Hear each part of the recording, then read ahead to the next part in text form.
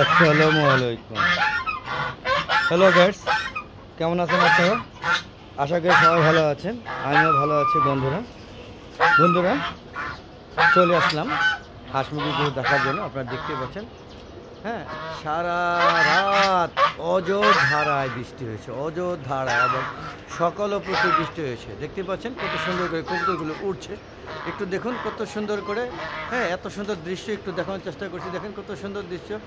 যদিও কবুতরগুলো সবাই সুস্থ নয়, এখনও ফ্লাইং করছে, হ্যাঁ, বেশ মজা করছে। তো প্রকৃতি দেখানোর চেষ্টা করছে। অন্ধকার হয়ে আসছে, হ্যাঁ, আবারও বৃষ্টি নামবে। সকালে প্রচুর বৃষ্টি ছিল, এখন একটু কমেছে, আবার অলরেডি বৃষ্টি ফোঁটা পড়ছে।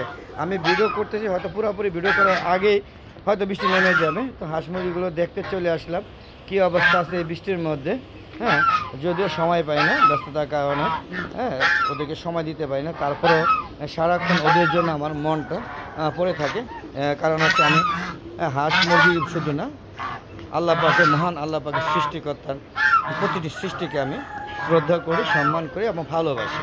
তাই ওদেরকে, হ্যাঁ, যত সম্ভব যেগুলো লালন পালন করা যায় সেগুলো আমি লালন পালন করার চেষ্টা করি এই ছাদে।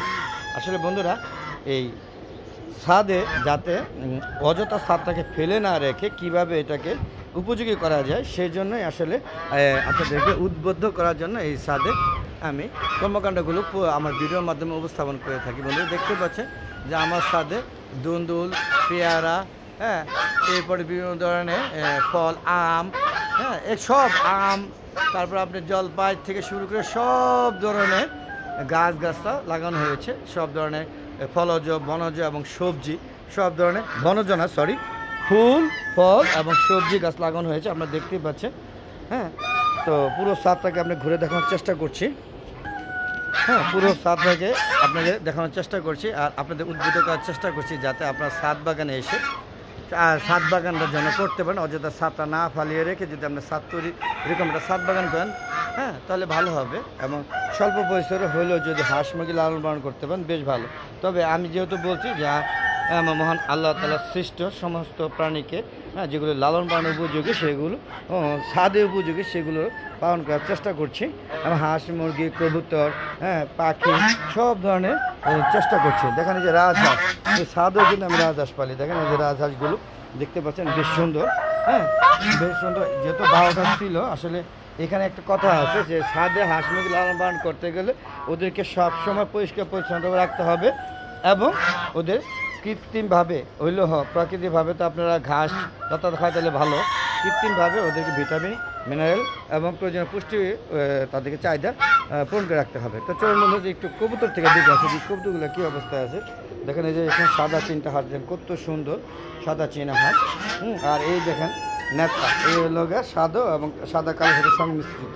তো চলুন বন্ধুরা একটু যাই সেদে, একটু দেখি। প্রচুর বৃষ্টি হচ্ছে তো একটু হয়তো নোংরা হয়ে যেতে পারে। দেখেন যে একটু কাদা কাদা ভাব আছে। আর দেখতে পাচ্ছেন এই দেখেন আমার মুরগি কবুতরগুলো সবই অসুস্থ।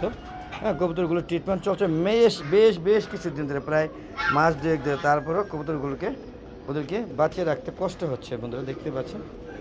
হ্যাঁ, অনেক কবুতর মারা গিয়েছে, আমার প্রায় 200+ কবুতর অলরেডি মারা গিয়েছে।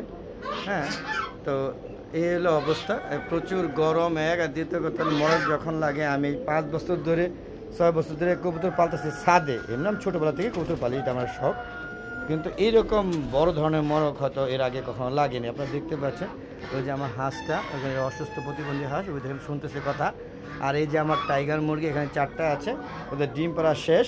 আর এখন ওদের একটা জবাইকে দেখছিলাম প্রচুর তেল, তাই আমার মনে এগুলো সব আস্তে আস্তে খেয়ে নিতে হবে, যেন ডিম পাড়া বন্ধ করে দিয়েছে। হ্যাঁ, এবারে বেশি তেল থাকলে স্ট্রোক করে, এর আগে একটা স্ট্রোক করে মারা গিয়েছে। তোমাদের চলুন এখান থেকে বেরিয়ে যায়, আপনাদের দেখানোর চেষ্টা করলাম। হয়তো আগের মতো কবুতর সংখ্যা কমে গেছে, আগের মতো নাই। তো আশা করি যে আবার তৈরি করতে পারবো। ট্রিটমেন্ট চলছে এবং কালকেও ডাক্তারের কাছ থেকে ওষুধ নিয়ে আসছি, মানে ডাক্তারের পরামর্শ নিয়ে ওষুধ নিয়ে আসছি আর কি, কবুতরগুলো সম্বন্ধে আলোচনা করে। তো এখান থেকে দেখেন অলরেডি বৃষ্টি কিন্তু ফোঁটা পড়ে গেছে, আপনাদের যে পড়া শুরু হয়ে গেছে।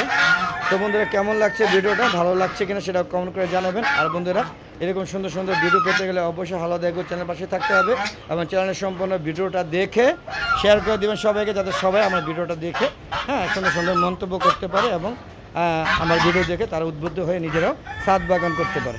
তো বন্ধুরা আমার একটা ফেসবুক পেজ আছে, মিজান এগ্রো বিডি। ফেসবুক পেজটা সন্ধ্যা 6টার পরে ভিডিওগুলো আপলোড করে থাকে, এবং ইউটিউব চ্যানেলে ভিডিওগুলো 3টার পরে আপলোড করে থাকে। আশা করি সবাই দেখবেন এবং সবাই দেখে সবাইকে দেখার জন্য উদ্বুদ্ধ করবে, এবং ছাদ বাগান আপনারা নিজেরাও করবেন। এবং বৃষ্টি নেমে যাচ্ছে বন্ধুরা, তাছাড়া বড় ভিডিও করলে আপনারা সচরাচর খুব একটা দেখতে চান না। তো আজকের মতো বিদায় নিব, সবাই ভালো থাকবেন এই আশায় ব্যক্ত করে আজকের মতো বিদায় নিচ্ছি। আবার দেখা হবে নতুন কোনো পর্ব নিয়ে, নতুন কোনো ভিডিও নিয়ে। ততক্ষণে ভালো দেখো, চ্যানেল পাশে থাকেন বন্ধুরা। আসসালামু আলাইকুম, সবাই ভালো থাকবেন, খোদা হাফেজ।